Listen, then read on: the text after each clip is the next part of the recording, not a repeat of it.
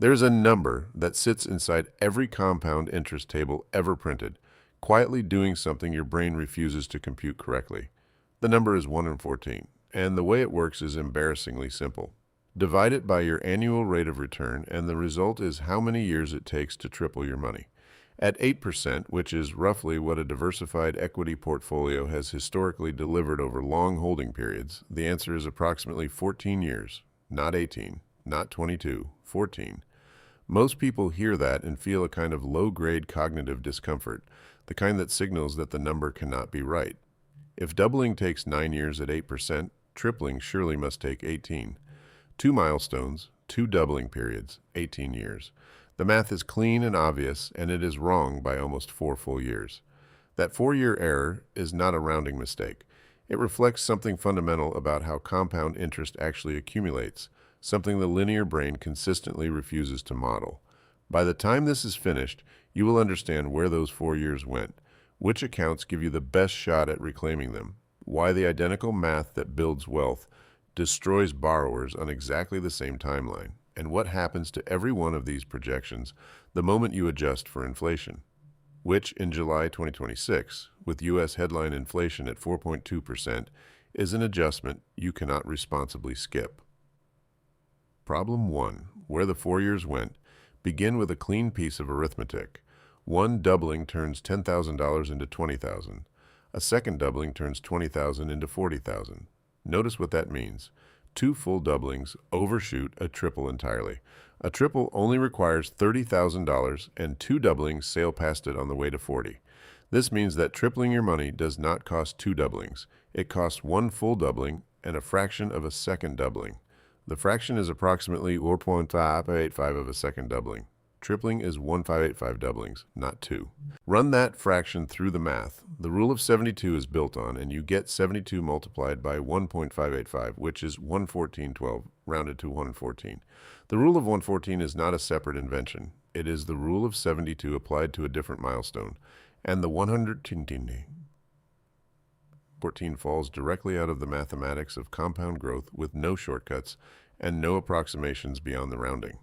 The reason tripling arrives in 14 years instead of 18 is that the second 100% gain on your money is a physically easier task than the first. When your account holds $10,000, earning the next $10,000 requires a full 100% return on the existing balance. When the account holds $20,000, earning that same $10,000, the difference between $20,000 and the $30,000 you need to triple, requires only a 50% return on the existing balance. And twice as many dollars are now available to generate that return. The work of compounding becomes progressively less demanding as the pile grows, which is precisely why each successive milestone arrives faster than the linear estimate predicts. Your brain plots these milestones on a straight line. Compound interest plots them on a curve that bends in your favor. The gap between the line and the curve is where those 4 years live. Problem 2. What today's accounts actually deliver. The rule of 114 operates on whatever rate you feed into it, so the relevant question for any American household right now is what rates the accounts they actually hold are likely to produce.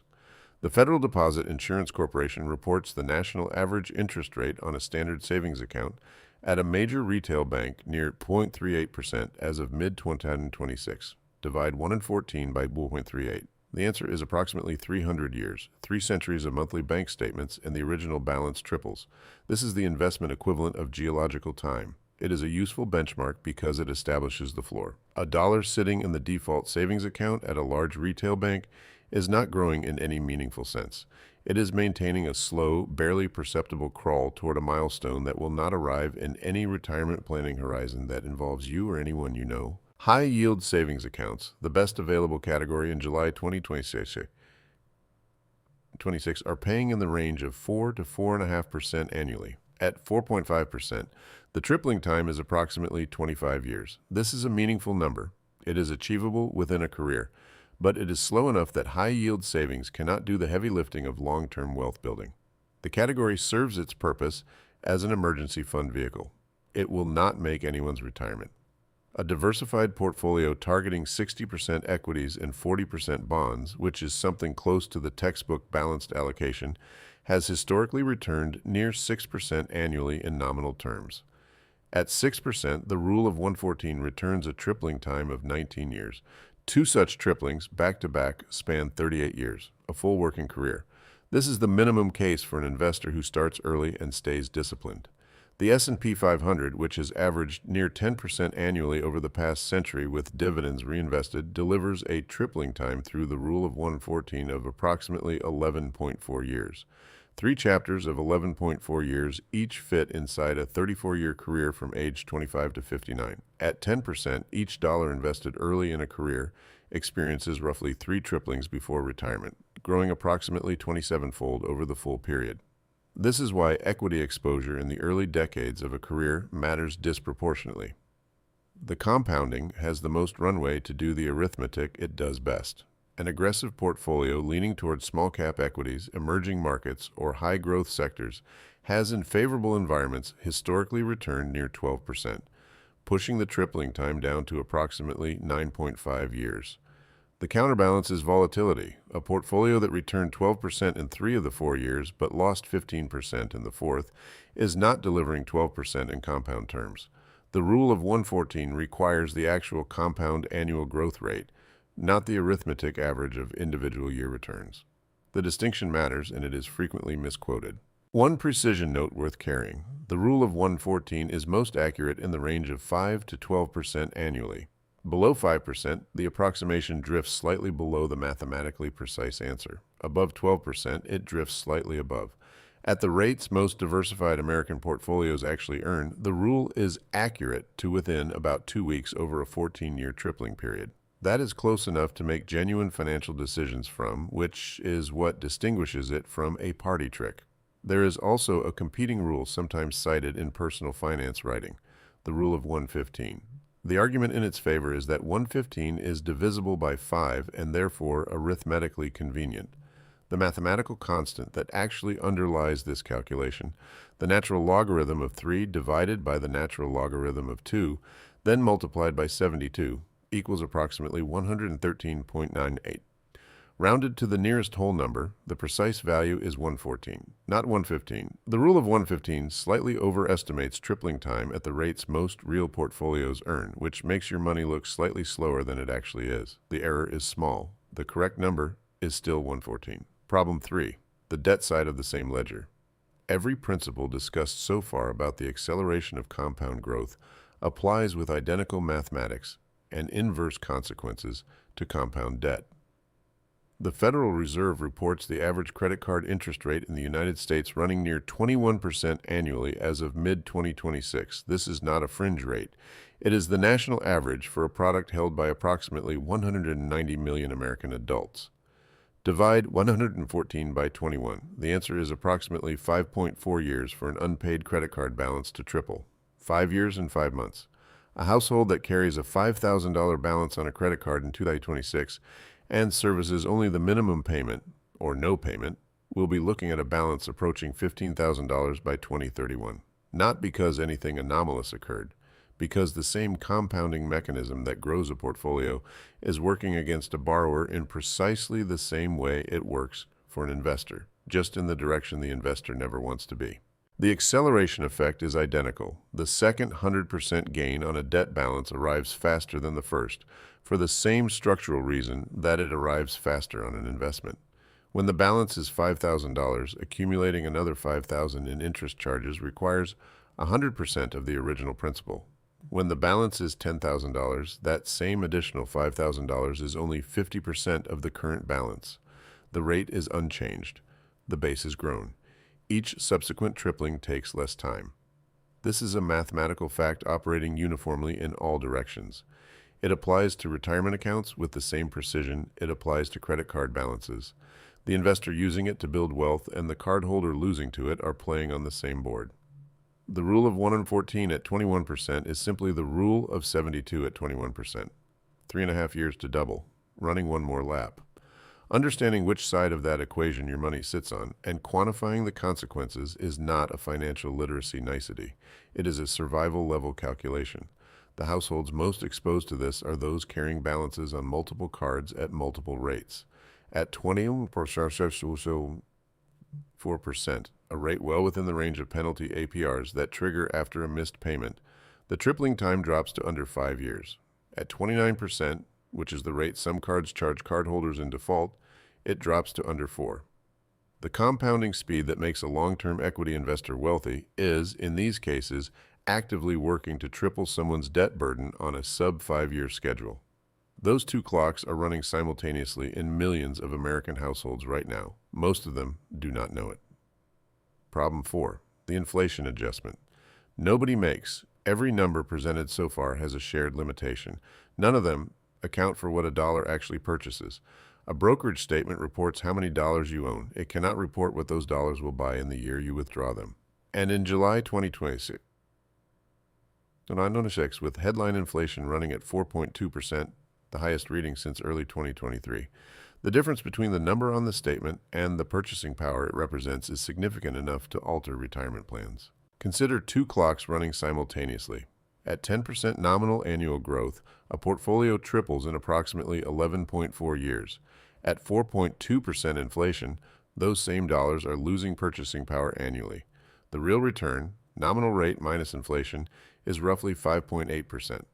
At 5.8%, the rule of 114 returns a tripling time of approximately 19.7 years in real inflation-adjusted terms, nearly 8 years longer than the nominal number suggests. Same account, same decade of contributions, two very different tripling timelines depending on which clock you read. The nominal clock reports a tripling in 11.4 years. The real clock reports a tripling in nearly 20 years. The investor who retires planning on 3 nominal triplings in 34 years may find that their purchasing power experienced closer to 2 triplings in the same period. The nominal wealth is real. The purchasing power it represents is materially different from what the statement suggests. At a 3% inflation rate, the Federal Reserve's long-term target prior to the 2021 surge, a typical household's grocery bill, rent, and healthcare costs triple on a roughly 38-year timeline. At 4.2%, that same tripling happens in approximately 27 years, 11 years sooner. The costs catch up to the retirement faster than the old calculations suggested they would. This does not argue for panic, and it does not argue for retreating to cash. A dollar sitting in a checking account earning near zero interest is not a safe position. It is a position with a measured negative real return of 4.2% annually. The dollars erode every calendar year they sit idle. The relevant question is not whether to invest. The relevant question is how to evaluate the projected return. Run the rule of 114 on the real return, the nominal rate minus the current inflation rate, before trusting any retirement projection. The investor who plans using nominal triplings discovers at retirement that the projection was optimistic. The investor who planned using real triplings arrives with purchasing power intact. The difference is not a rounding error. It is a decade of financial comfort. The retirement map. There is a reason the tripling, rather than the doubling, maps more cleanly onto American retirement planning infrastructure. Fidelity, which administers more 401k assets than any institution in the United States, publishes the most cited retirement milestones in American financial culture. Save 1 times your annual salary by age 30, 3 times by age 40, 6 times by age 50, 10 times by age 67. Read those benchmarks not as arbitrary checkpoints, but as multiplication events. Moving from 1 times salary to 3 times salary is exactly 1 tripling. Moving from 3 times salary to 10 times salary is 1 tripling and a fraction. The structure of the Fidelity retirement ladder is, underneath the milestone numbers, a 2 tripling framework. 2 triplings of accumulated savings stacked across a working career is the underlying architecture. At 8% real growth, which historically has been a reasonable expectation for a diversified equity portfolio after adjusting for inflation at the old 3% baseline, though not at today's 4.2%. Tripling takes approximately 14 years. 3 career chapters of 14 years each, 25 to 39, 39 to 53, and 53 to 67. The early contributions compound through all 3 chapters. The contributions made at 50 may experience only 1 tripling before retirement. The contributions made at 30 experience 2 or more. This is the mathematical case for starting early that no motivational framing can improve upon. The early investor is not simply ahead by a few years. They are in a different chapter of the compounding curve. The returns that arrive in the 3rd career chapter are the ones the money invested in the 1st chapter earns automatically, without any additional contribution from the investor. simply because it has had time to compound.